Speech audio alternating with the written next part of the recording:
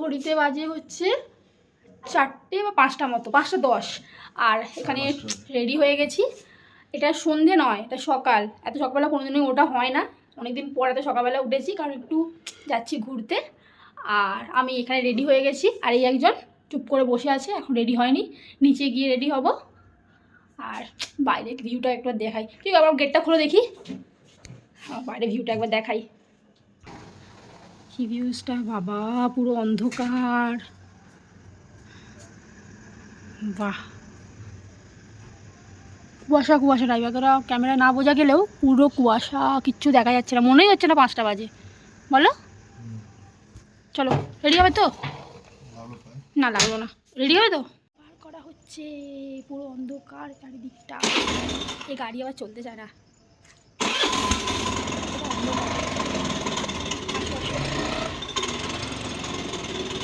অনেকটা ভোরে আমরা বেরিয়েছি, রাস্তায় ঠান্ডা লাগবে তাই একটা শাল নিয়েছি গায়ে, বেশ হালকা ঠান্ডা ঠান্ডা লাগছিল। আর কি পরিমাণে বড় বড় লরি চলছিল, রাস্তায় কেউ কোথাও ছিল না, বেশ খানিকটা ভয়ই লাগছিল আমাদের।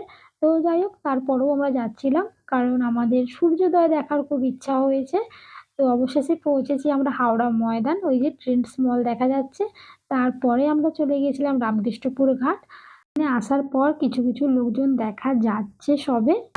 পেছনে এটা কোথায় গেল? এই ব্যাংকটার নাম বল না গো, SBI ব্যাংকটা কোথায় গেল? পেছনে পুরো সাদা হয়ে আছে। কটা বাজে এখন? 6:30। এটা পুরো সাদা, তুই দেখা যাচ্ছে না ওপারে কি আছে। ওই গঙ্গার ঘাটে দাঁড়িয়ে কত কি দেখতে পেতাম। মানে আমরা ভেবে এসেছিলাম সকালে সূর্য ওঠাটা দেখবো, তাই না? সূর্যটা তো ছাড়ো, দেখাই যাচ্ছে না। বাবা কি অবস্থা, একটা দেখে বুঝতেই পারছো সেদিন কেমন অবস্থা ছিল। চারিদিকটা পুরো কুয়াশা কুয়াশা, জলটা গঙ্গার পর্যন্ত দেখা যাচ্ছিল না। আর ওই যে দূরে লঞ্চগুলো দাঁড়িয়ে আছে, সেগুলো বোঝাই যাচ্ছিল না। অনেকক্ষণ পর দেখা গেল একটা লঞ্চ, একদম প্রচুর পরিমাণে সাদা হয়েছিল চারিদিকটা।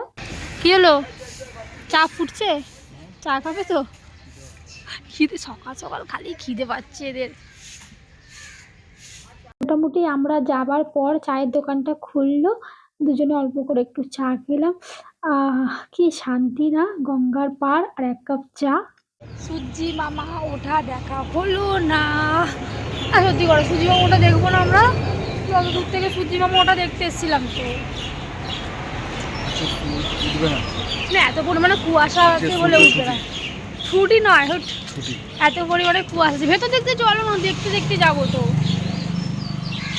আমার তো আর দেখা যাচ্ছে না, তাই এই যে ওখানে একটু ঘুরে বেড়াচ্ছিলাম।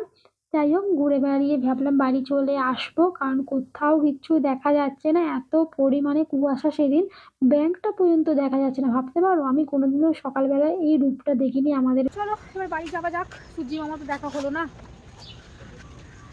ভালো লাগলো না? বাজে একটা স্মেল হয় সকাল সকাল, তো বাজে স্মেল ছাড়ে এখানে। গঙ্গার জল বাবা দূষিত, করা যাবে। গঙ্গার অনেকটা সামনে অব্দি গেছিলাম, আর বেশ একটা বাজে স্মেল ছাড়ে ওখানে। তো তাই জন্য এই যে রেগে যাচ্ছিলো কি সকাল সকাল একটা বাজে স্মেল ছাড়ছে। তো যাই হোক, বাড়ি চলে আসছিলাম। আসার পথে দেখি হঠাৎ সূর্যি মামার অল্প দেখা গেছে, মানে আমাদের আশাটা সার্থক হয়েছে। আমার বেশ ভালো লাগছিল।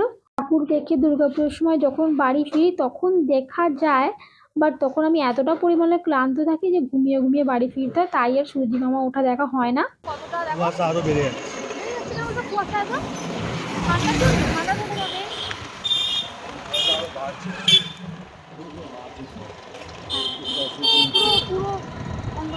এখন বাজে 7টা, আমরা বাড়ির পথে রওনা দিলাম। তো ভিডিওটা এখানেই শেষ করছি, টাটা।